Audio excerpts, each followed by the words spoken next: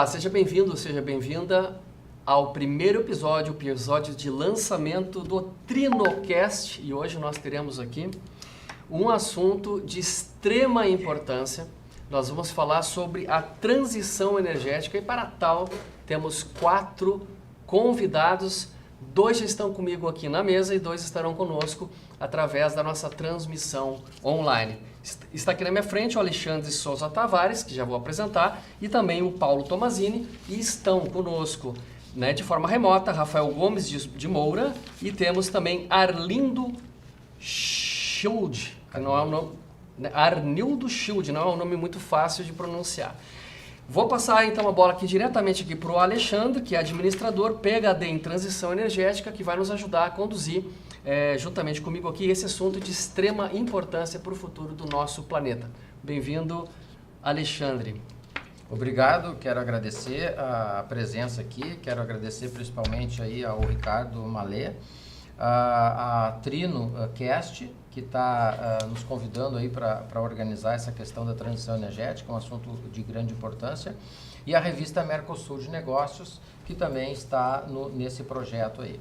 Então, Ricardo, estou à disposição para as perguntas e vamos então em frente. Vamos começar com a pergunta, eu acho que dá fundamento a tudo que a gente vai falar aqui. Como é que o senhor analisa a questão da transição energética globalmente? Bom, primeiramente, eu tenho escutado muito falar em transição energética. O pessoal fala muito em energia elétrica, transição de energias fósseis para energia renovável.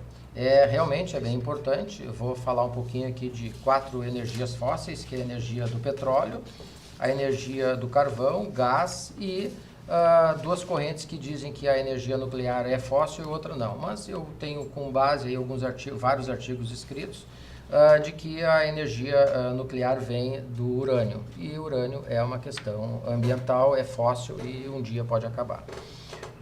O que acontece referente à transição energética? O pessoal fala, vamos tirar a energia fóssil por uma transição de uma energia renovável, como hoje a gente tem aí 7 tipos de energias renováveis, como energia solar, energia eólica, entre outras. Mas a questão ela é muito mais profunda do que uma transição de energia elétrica. A energia, ela também é o seguinte, o petróleo tem subprodutos. Perfeito. Que vem de energia fóssil. E esses produtos também têm que ter a transição. E muita gente está falando, e com propriedade, sobre realmente as energias fósseis para energias renováveis. Nós também temos que pensar nessa transição de energias de outros subprodutos que vêm do petróleo, que é a energia. Então, por exemplo, o plástico. Está em tudo, absolutamente em tudo no dia a dia. O plástico, tudo que a gente está envolvido tem o plástico. Então, sim. A área, as universidades, enfim, tem agora um grande espaço para desenvolver produtos, tendo essa inovação para transferir o plástico para um produto bioagradável. Essa também é a transição. Outros produtos, por exemplo, na construção civil, como esquadrias de PVC, como a própria madeira, que é de árvores, enfim, a inovação está aberta agora e precisa muito rápido. Rápido é quanto? Olha, ninguém sabe precisar o tempo, mas se a temperatura global aumentar em 0,5%, a Amazônia começa a se degradar sozinha. Uau! Não precisa mais se preocupar com desmatamento. Então, o que acontece agora? O maior iceberg do mundo se descolou do grande espaço que tinha dentro, se descolou e isso vai acontecer algumas catástrofes referente a isso. O que acontece? Se na transição energética nós focarmos somente na questão das energias elétricas, é uma coisa. Nós temos que investir em tecnologia e inovação para buscar diversos produtos que vêm de subprodutos do petróleo. Entendeu? Então, nós temos que fazer essa transição e a população não sabe o que fazer. Como ela pode ajudar? Antes de vir para cá, antes da gente começar aqui a nossa conversa, eu que sou bastante leigo no assunto, eu fui lá no meu chat GPT e dei uma pesquisada sobre esse tema e fiquei bastante impactado com os dados que a inteligência artificial me trouxe. Uhum. Uma janela aí de 50 a 60 anos para um esgotamento possível dos recursos energéticos, né, provenientes da energia fóssil. O senhor confirma essa informação? Olha, 50, 60 anos a gente não tem esse tempo. Não tem esse tempo. Então o GPT está sendo muito otimista. Ele está falando das energias fósseis, do esgotamento sim. das energias fósseis. Eu estou falando da temperatura se aumentar. Sim. Nós vamos ter problemas de tudo que é são problema. Problemas... Em 2008, por exemplo, eu tive a oportunidade de trazer em Porto Alegre o Dr. Carlos Nobre, PhD em gestão climática, um dos 10 caras mais influentes do mundo. Trouxe em Porto Alegre em 2008 e ele falou sobre questões climáticas. E um dos assuntos, 208 slides tinha a apresentação dele. E o que ele falava? Que a temperatura aqui no Rio Grande do Sul, eu estou falando questão regional, aqui na temperatura vai aumentar e produções, por exemplo, do café que vem lá, Espírito Santo, Minas Gerais, interior de São Paulo, que é as maiores produções de café no Brasil, elas vão se deslocar para cá, porque lá vai aumentar um pouquinho, a temperatura aqui vai aumentar e aqui vai ter mais produção de café. Então ele já mostrava o mapa, só que ele falou da soja, do milho, do trigo, tem toda a apresentação dele. E agora eu encontrei ele em Baku, no Azerbaijão, e aí a gente conversou, enfim, e ele disse que agora a sociedade está preocupada. Em 2008 ele falou nessa questão de aumentar a temperatura, enfim, e a sociedade, e quem estava presente, não, pois é, vamos ver a temperatura, o calor, enfim. 2008, nós estamos em 2024, ele veio a Porto Alegre em torno de 60 dias atrás, um grupo trouxe ele aí, inclusive um evento muito organizado pelo Hospital Mães de Vento, e eles trouxeram o Carlos Nobre também, e ele falou dessa preocupação, e a coisa está realmente nesse nível de preocupação, de que cada vez que a temperatura aumenta, há vários problemas no mundo inteiro. Sim. Então, temos que agir agora, e tem a forma de fazer isso, só que temos que ser rápido. A questão de ser 50, 60 anos é para terminar, conforme tu falou lá no ChatGPT, de que pode terminar as energias fósseis. Sim, essa foi a pergunta, aí. foi essa. E a questão é, temos esse tempo? Não temos. Temos que fazer coisas muito rápido. Não adianta a gente ter a nossa casa bonita, a nossa empresa funcionando, com produtos de inovação, e o planeta morrendo. E a consciência hoje dos governos em relação a essa questão toda é uma consciência real? Ela é, de fato, algo que vai resolver? Ou, na verdade, acaba sendo uma certa... Vamos dizer assim, medidas para inglês ver. Como é que está, de fato, a preocupação real dos governos mundiais em relação a essa questão climática e a questão do esgotamento das energias fósseis? Olha, nessas questões climáticas eu tive a oportunidade de apresentar um projeto de Porto Alegre lá no Azerbaijão com o secretário Germano, ele estava lá presente, o secretário municipal do meio ambiente. A secretária Marjorie, secretária do Estado, também está desenvolvendo excelentes projetos, só que o governo não pode fazer nada sozinho. Tem que ter apoio da população, das universidades, das empresas, para que se unir. O governo não é obrigado a fazer tudo sozinho. Ele não pode controlar as emissões das empresas, as emissões de gás das pessoas físicas e jurídicas. As políticas públicas não são capazes de regular isso. Pode ajudar, e cada vez estão se desenvolvendo mais. Inclusive o próprio governo federal, a Marina está lá, já diminuíram em 40% o desmatamento da questão da Amazônia, enfim, estão fazendo, só que só o governo sozinho não consegue fazer, é muita coisa, todo mundo tem que, é o seu lixo, a sua água, o seu... Isso me leva à minha segunda questão que eu trouxe aí para o senhor, que é de que forma, né, esses atores, como população, o governo, as empresas, a universidade, podem, de fato, ou bem objetivamente, contribuir com a mitigação desses problemas. Tu falaste uma coisa muito importante, assim, eu trabalho muito com ecossistemas, tá? Desenvolvimento de ecossistemas, pesquisa, enfim.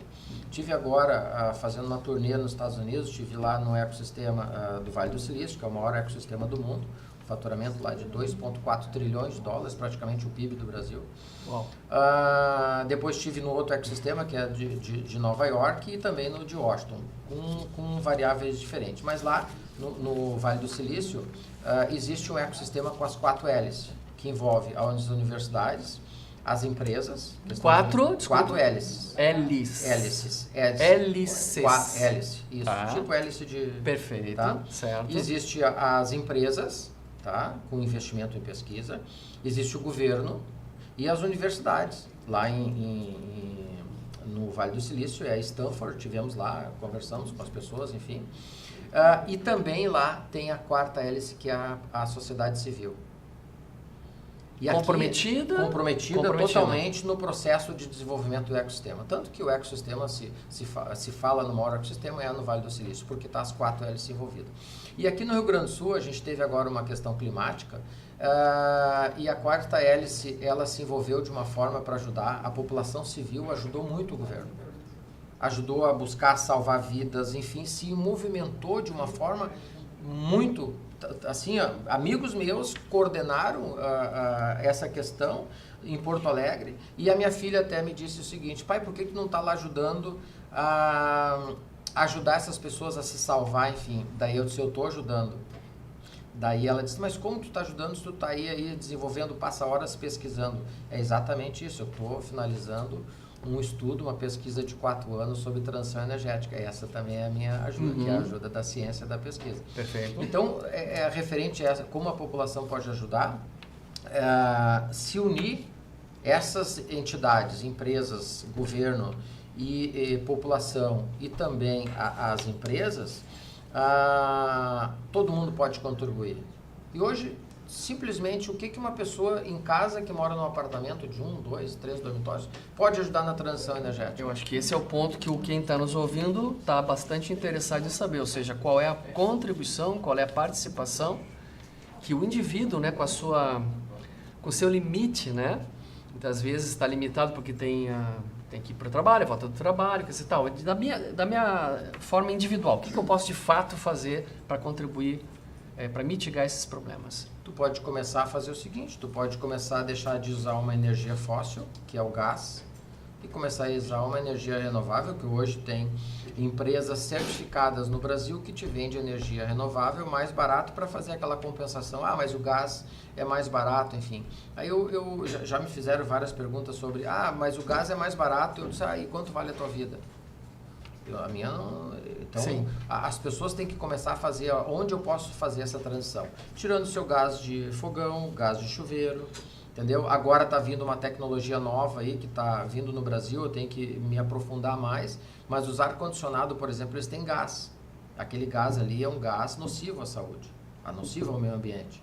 Então, agora com esse novo produto, o ar-condicionado vem e não precisa mais de instalação de gás. A indústria de ar-condicionado tem esse espaço para inovação. Então, vindo da China, alguns produtos ar-condicionados, tá aí o mercado está entrando, vários produtos desse aí, que o ar-condicionado não precisa mais a instalação externa da casa, enfim. Então, a indústria tem essa inovação, pode fabricar aqui. E essas são as formas, uma só. Começa a tirar o teu gás de cozinha, o teu gás de chuveiro, começa a ver o teu ar-condicionado, depois começa a fazer teu cálculo de pegada de carbono, o que tu emite de CO2 por ano. Agora com o mercado regulado, isso vai começar a contar nas empresas, e tanto o CNPJ como o CPF, para te saber o teu cálculo, o que eu posso fazer para mitigar os meus gases de efeito estufa. Minha última provocação para você aí, Paulo. Desculpa, eu já me enviei teu nome aqui, Alexandre. Já estava no Paulo, né? Já estava no Paulo. Alexandre, desculpa. A minha última provocação para você é a seguinte. Você falou do Vale do Silício, você falou de um país que em termos de educação está muito mais avançado que o nosso, né? A questão será que no nosso Brasil, né, onde a gente tem tantas falhas na educação, o povo consegue tomar essa consciência? Sim, o povo brasileiro é um país, para mim, é o país mais empreendedor do mundo. As pessoas são guerreiras, e a hora que der essa guerra para elas e dar informação para elas, vão à luta. Olha o que aconteceu aqui na questão climática no Rio Grande do Sul. As pessoas se ajudaram umas a outras. Veio o mundo inteiro ajudando. Quando precisa, todo mundo se ajuda. É governo ajudando, é empresa, é sociedade civil, enfim, é todo mundo se ajudando. A hora que ele souber como ajudar, a máquina de viver é muito mais importante do que tudo. Esse é um bom pensamento, é um pensamento otimista. Eu acho que é uma boa mensagem para a gente fechar, talvez, né, essa nossa primeira parte aqui. Você gostaria de passar alguma mensagem final? Eu gostaria de agradecer a vocês e talvez dizer para vocês que não ter o egocentrismo de dizer, mas assim, a nova revolução mundial, ela depois da industrial, veio a inteligência artificial que vai ajudar muito essa transição, mas digo para vocês, a transição energética mundial do século XXI vai ficar na história. Vou fazer só uma pequena pausa aí para o recado dos nossos apoiadores. Fica por aí, a gente volta já.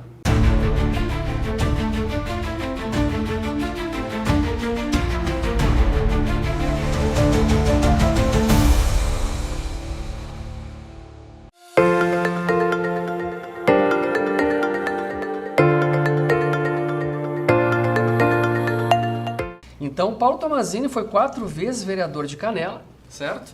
Vice-prefeito também e secretário do Meio Ambiente de 2017 a 2019. Paulo, bem-vindo. Vamos começar a nossa conversa aqui. Eu tenho uma pergunta importante, que é como é que o senhor vê a demora, né, nas aprovações ambientais em projetos, né, de construção civil prioritariamente e também outros projetos, né? Como é que o senhor vê essa demora que acontece nessas aprovações ambientais? Bom, primeiramente, boa tarde a todos, dizer que é um prazer e agradecer também o convite em participar desse programa Trinos Carlos, também da revista Mercosul e Negócios, e falar de um assunto tão importante que é a transição energética. Quero cumprimentar também a ti, Ricardo, ao doutor Alexandre, o doutor Rafael, que não está aqui, está na Argentina, mas vai participar online logo mais com nós, o doutor Arnildo também. E para mim realmente é um prazer estar aqui participando e poder responder essa tua pergunta, que desculpa agora se não te importar em fazer de novo. Vamos de novo. Como é que isso é a questão da demora? Eu acho que é uma questão bastante presente. Já resgatou. Realmente isso é um problema muito sério que tem dentro de todas as prefeituras, até porque grande parte das prefeituras, principalmente do interior, acabaram criando as secretarias de meio ambiente há poucos anos. E até montar, concursar e ter uma equipe técnica para fazer frente a toda essa demanda que existe e principalmente a falta de definições claras na questão ambiental, principalmente nas leis, onde tem diversos tipos de interpretações. Talvez está lá, eu vejo lá no nosso município projetos importante para o desenvolvimento do nosso município, que talvez nem impacte tanto ambientalmente, está lá há 5, 6, 8 anos para ser aprovado. Nossa Senhora. Isso, imagina, não tem empresário que suporte esse tipo de demora. O que acontece? O técnico tem lá a legislação, tem a interpretação dele, daí tem todo o contexto de pessoas que estão em torno e ainda a interferência sempre do Ministério Público, que acaba criando um impasse, talvez, onde deixa o técnico em dúvida na hora de fazer uma aprovação. Porque ele pode ter a interpretação dele correta diante da lei aprovada, e tem a interpretação do Ministério Público, que talvez é outra, e ninguém tem como talvez definir isso. Fica na mão de quem fazer essa definição. O que é, o que não é correto, acaba indo para, às vezes, até ajuizando e ficando lá 4, 5, 6 anos parado, um empreendimento importante, às vezes, para o desenvolvimento do município e também para toda a região, né? Perfeito, perfeito. Em relação ao impacto, né, que recentemente nós tivemos a tragédia das enchentes aqui no nosso estado, todo mundo está bem ciente disso, né, nem precisamos revisitar toda essa questão, mas qual é a relação que o senhor vê de causa e efeito, né, do impacto que as questões climáticas podem estar causando nestas questões ambientais, tragédias como essa que a gente recentemente então agora viu? Esses grandes impactos que aconteceu no estado do Rio Grande do Sul, acontece no Brasil e no mundo inteiro, infelizmente impacta direto a nossa região, que é uma região turística, onde ela está numa topografia totalmente acima do nível do mar, né? Onde qualquer coisa tranca os acessos, o que aconteceu agora recentemente, não.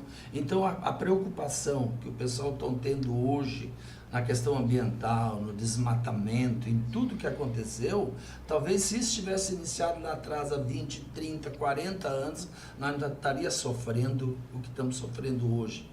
Porque o prejuízo financeiro para a região... Tem-se uma estimativa, mais ou menos, do que foi esse prejuízo em Gramado, Canela, por exemplo? Olha, esse tipo de... É que todo mundo perde, né? Perde o empresário, perde a comunidade que fica deficitária de emprego, talvez, ou ganhando menos, que a região lá vive muito na questão do turismo, na questão do efeito dominó, né? Então, quando não tem o evento... Olha o que aconteceu lá ontem também. Sim, com a queda do avião. Que impacta negativamente no fluxo da região. Perfeito. Muito bem, Sr. Paulo. Gostaria de trazer alguma questão, Sr. Paulo? Não, é importantíssimo a questão climática aí na questão do turismo impacta muito. Olha o que o Rio Grande do Sul parece que foi 13 bilhões o prejuízo do Estado. E não só Gramado, Canela, mas outras cidades que também sofreram com a questão do meio ambiente. Ontem, esse fim de semana, foi inaugurada aquela ponte que liga a Farroupilha ali, a Caxias, a Nova Petrópolis. Imagina o transtorno que causou para toda essa comunidade aquela ponte, que a previsão de inauguração dela seria em fevereiro e foi inaugurado 2 meses antes. Isso é inédito. Qualquer obra que tenha uma previsão de entrega em 60 dias ou 90 dias ou no ano sempre passa pelo menos 30% do prazo. E nós tivemos ali um adiamento da inauguração dessa obra. Isso foi fantástico para aquela região. Então todo o turismo, toda a indústria do turismo que vive em torno daqueles acessos, daquela logística ali, foi favorecida com essa antecipação dessa obra. Importante o Tomazini falou muito bem, essa questão de unir o Ministério Público, o FEPAM, as secretarias do meio ambiente do Estado e também do município, para ter uma legislação única e fácil de ser aprovado. Porque agora vem essa complicação toda de desmatamento, tem vários projetos, não só de indústrias, de construção civil, de instalação de empresas, que estão desmatando áreas muito grandes para instalar. Isso não pode ser mais possível, porque isso é a nossa sobrevivência. Ah, mas eu tenho investimento para fazer isso aqui. Tá tendo aí, não só em Porto Alegre, em vários lugares onde o desmatamento vai ser obrigado, vai ser liberado para erguer prédios, enfim. Em alguns lugares do mundo, na China, por exemplo, e no Japão, se existe alguns prédios já antigos, enfim, eles podem ser desmanchados e no mesmo lugar aumentar, trabalhar verticalmente, não horizontalmente. No momento que a gente está trabalhando horizontalmente nos projetos, perfeito, nós estamos desmatando. Isso. Existem muitos lugares, em Porto Alegre principalmente, que já existe apartamentos e casas mais simples, que a indústria da construção civil pode inovar, pode refazer isso e trabalhar verticalmente.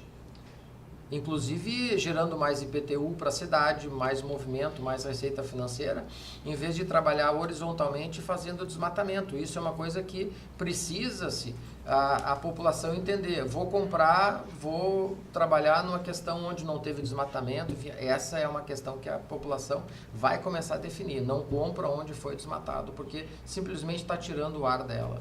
É muito complicada essa questão. Perfeito. Bom, Paulo Tomazini, muito grato pela participação. Claro, fica com a gente aqui. A gente vai continuar a nossa conversa agora falando com o Dr. Rafael Gomes de Moura, que é doutor em Biologia. É isso? Biologia, claro. Membro do...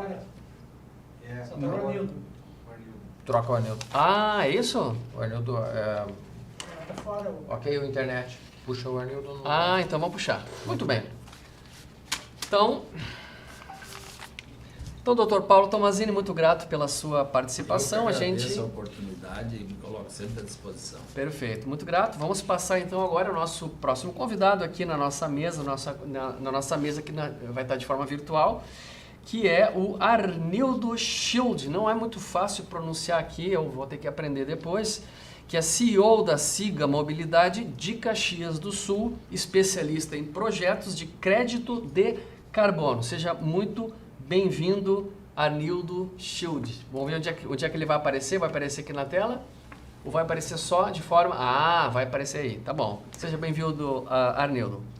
Boa tarde a todos, ao Tomazini, ao Mr. Alexandre, ao Rafael, a você, aos ouvintes.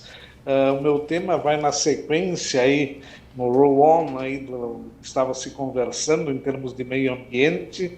A Siga Mobilidade, na realidade, é a empresa mantenedora do trem regional da Serra Gaúcha, que é um projeto de um trem regional em 14 municípios, saindo de Bento, passando pela região da uva, região do vinho, região das hortênsias, região dos campos de cima da serra, se conectando com Vacaria, no tronco sul, que é a linha normal da rumo do transporte de carga.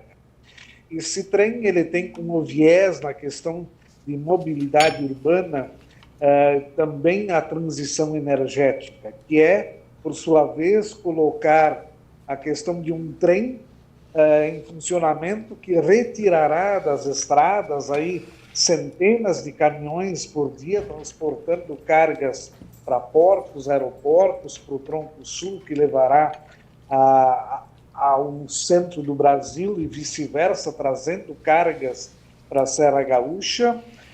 Utilizará modelos de trem de transporte de passageiro construídos aqui no próprio Rio Grande do Sul, na Serra Gaúcha, na Marco Polo, o VLT. Terá também, através dos seus trens de carga, a aquisição da Randon, que fabrica esses reboques, e utilizará também dos APLs da Serra Gaúcha, que são os arranjos produtivos locais, onde transportará isso para qualquer canto do mundo, a partir da Serra Gaúcha, utilizando combustível de energia elétrica. No caso da locomotiva, também utiliza o diesel.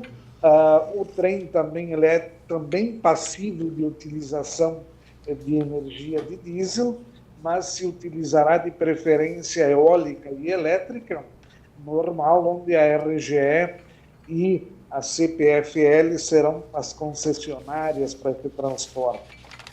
Também nessa linha de trem aí de 372 quilômetros, num segundo momento vamos conectar ao município de Arroio do Sal, onde está sendo instalado o porto.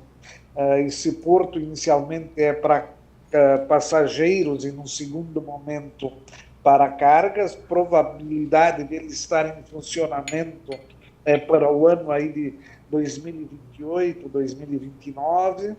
O trem, pretendemos também, neste mesmo período, estar entregando esse equipamento para a população. Ao dia ele vai transportar passageiro, à noite transporta-se carga, da 0 hora da manhã às 5 da manhã, e na questão de transição energética há um ponto importante a ressaltar, que é o plantio de floresta ao entorno desta linha de trem, que se utilizará para crédito de carbono. Fantástico. Então, 65 metros de largura, nós teremos 5 de trem, um espaço de 10 metros, mais outra linha de 5, e o entorno, os outros 40 metros praticamente, eles serão florestas plantadas, e o que der para preservar no momento da implantação, vamos preservar. Também é importante ressaltar que um trem ele tem uma aclividade que ele pode rodar. No caso de passageiro não teria tanto problema, mas no de carga é em média 17 graus de aclive ou declive. Então, haverão a construção de túneis, de pontes, de elevadas, e isso talvez seja o valor mais importante nessa questão da obra física, desse custeio disso. Também as populações do entorno por onde este trem passará, ela terá a sua indenização feita de forma privada. Nada dos recursos que serão utilizados serão via governo, todos serão via forma privada, ou com a aquisição do recurso através do Banco Mundial, ou de qualquer outro investidor ou instituição externa que queira participar conosco e também participar, no segundo momento, na divisão dos lucros. A ideia é ter o trem trabalhando por 35 anos, com mais 2 renovações de outorgas, mais 35 e mais 35, tendo 105 anos aí de vida, num primeiro momento, este trem. Já é sabido pela imprensa que esse trem vai ter alguns parceiros, digamos assim. Há empresários interessados em fazer uma linha do aeroporto de Porto Alegre para Gramado, há uma linha interna aérea de Gramado a Canela para flexibilizar o fluxo de veículos naquela região. Há, num futuro momento, aí, essa conexão que eu comentei, que seria de São Francisco, de um hub que vai conectar o porto do Arroio do Sal. Então, temos todas essas questões de desenvolvimento e de implantação de equipamento que levou aí mais de 6, 7 anos para ser estudada, bem estudada. Já era um projeto anterior, o trem da Serra Gaúcha, pelo comitê, pela Universidade de Caxias, pelas câmaras de indústria e comércio de Vacaria, Caxias e Bento Gonçalves. Então, falei bastante já só para dar uma explicação mais massiva do assunto e do encaixe dela na questão da renovação energética do Brasil, e no caso do trem, em especial a energia elétrica e eólica. Perfeitamente. Senhor Arnildo, o senhor participou já em 26 edições. Eu acho que o senhor é recordista de participação da COP. Fale um pouquinho da sua experiência, de forma breve, né? Da sua experiência de participação, o que tem trazido para nós de conhecimento, de que forma tem participado desses eventos há tantas edições. Sempre fui trabalhando como tradutor-intérprete lá nos primórdios, nas primeiras vezes, né, para o governo do estado, ou para uma cidade, ou para Caxias, ou para Bento, ou para Gramado, ou para Porto Alegre, ia como técnico e trazia as informações para ir repassando para os novos técnicos municipais. Aí não daria para ir todo mundo em todas as COPs, e eu acabei me especializando nesse assunto de sustentabilidade, e teve grandes momentos até no início pré-COP, né, que foi a Rio 92, já tinha o contato com Gro Harlem Brundtland, que era a primeira-ministra da Noruega, que começou em 1972 em Estocolmo todo esse processo. Não estava lá, é lógico, tinha apenas nascido, mas no contexto final, aí nos anos 90, participei da Rio +5, da Rio +10, da Rio +15, e nesse rol todo vieram todas as COPs anualmente junto. Tentamos buscar inicialmente recursos, só que esses recursos nunca foram apresentados. De 3 anos para cá, que tinham 100 bilhões de dólares à disposição dos 196 países, em especial os países em desenvolvimento, os ricos é que colocaram esses recursos, e mais ultimamente, como eu disse, de 3 anos para cá, eles começaram a ser distribuídos, onde o Rio Grande do Sul também recebeu recursos. Inicialmente, há 3 anos atrás, foram 25 bilhões que vieram para o Brasil. Já no segundo para o terceiro ano, que é este aqui, que estamos terminando, diminuiu para 17 bilhões, de 25 para 17 para o Brasil, porque aqueles outros 8 bilhões, na realidade, eram da África. Então, nós ganhamos por 2 anos um pouco mais de dinheiro. mas já está corrigido esse problema. E com a edição agora em Baku e com o novo secretário executivo, o Mr. Steele, Simon Steele, ele remodelou todo o processo das COPs e com os Emirados Árabes, com a Alemanha, com o Japão, com a Inglaterra, com a China, ele conseguiu trazer para dentro do pacote mais 200 bilhões de dólares. E caberá ao Brasil, na COP30, o ano que vem, somar mais 300 bilhões a este valor, que é uma briga de titãs aí, e que provavelmente a ideia da COP, da ONU, é que em 2035 tenha se atingido o valor de 1,4 trilhões de dólares de investimentos por ano nas questões climáticas.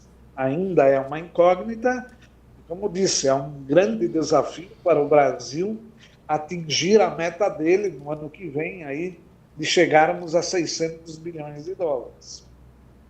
Perfeito. Senhor Arnildo, grato pela participação conosco. Volte sempre, né? E não sei se eu tenho mais um convidado. Ele não ficou online. Ele Não conseguimos a conexão, tudo bem. Então, nós vamos deixar a participação aqui do Rafael Gomes de Souza para uma próxima edição, que é doutor em Biologia, né?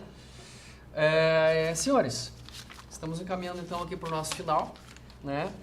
E podemos ainda deixar uma mensagem de conclusão aqui. Eu acho que o Alexandre poderia deixar uma mensagem final, já deixou a sua mensagem final na sua fala, mas para a gente fechar, né, o nosso episódio e para a gente se despedir, portanto, da nossa audiência. Tá bom, primeiro já vou agradecendo a Trinocast pelo esse projeto realmente interessante, a revista Mercosul de Negócios.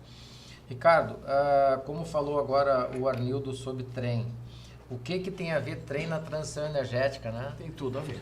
Pelo que ele Então falou, ele deu uma explicação aí muito interessante sobre os trens e tem mais projetos que ele vem desenvolvendo também, principalmente na área de crédito de carbono. Mas assim, a mensagem final é que chegou a hora de não colocar todas as fichas para o governo decidir sozinho. Ele tem muitas coisas, tem projetos em todas as áreas. É só pensar no número de secretarias que tem governo federal, governo estadual, governo municipal. Está na hora de realmente a população saber o que fazer e como fazer. As universidades têm muito cientista à disposição, temos muita coisa para fazer. O Brasil tem, o Rio Grande do Sul principalmente, tem universidades fantásticas com ótimos pesquisadores, tem muito projeto à disposição que precisa de investimento. As empresas estão aí fazendo a sua parte, produzindo, gerando renda, gerando produtos, gerando serviços, gerando PIB, movimentando o país, o mundo. Mas as pessoas agora, a sociedade civil, chegou o momento delas decidir o que consumir e aí consumir essa empresa é importante, eu posso consumir ela porque os produtos e os serviços, ela vai decidir. E ela vai fazer essa transição muito rápida, se ela entender e se ela estiver bem informada. Então, a gestão da informação é extremamente importante. Convidar vários cientistas em todas as áreas. A gente está trazendo agora a área médica, quais são os problemas causados pela emissão de gás de efeito estufa na área de cardiologia, pediatria, ginecologia, dermatologia, pneumologia. Todas as questões aí a população tem que saber o que realmente ela pode ajudar e agora. Nós não temos 20 anos para decidir. Se a gente quiser um futuro para os nossos filhos e nossos netos, nós temos que se mexer agora. É agora a hora de agir. O Brasil é um povo lutador. Com tudo isso que tem passado, ele continua seguindo em frente. É verdade. E agora é o momento da transição energética. Maravilha. Alexandre Souza Tavares, Paulo Tomazini, Arnildo Schild. Agradeço a todos vocês aqui pela presença nesse episódio inaugural do Trinocast e a você que nos acompanhou até aqui. Muito grato pela sua presença, muito grato pela sua audiência e até o nosso próximo episódio. Tchau, tchau. Muito obrigado.